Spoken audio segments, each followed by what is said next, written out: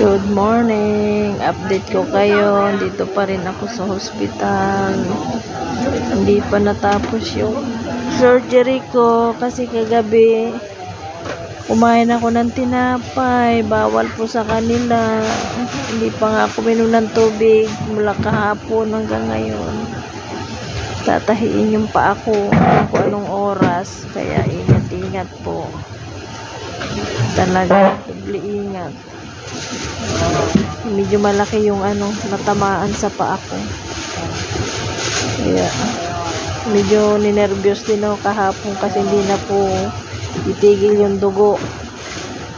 Matagtak yung dugo kahapon.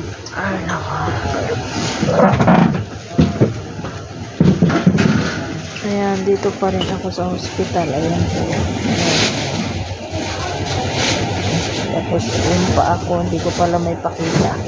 Yung pa ako nandoon.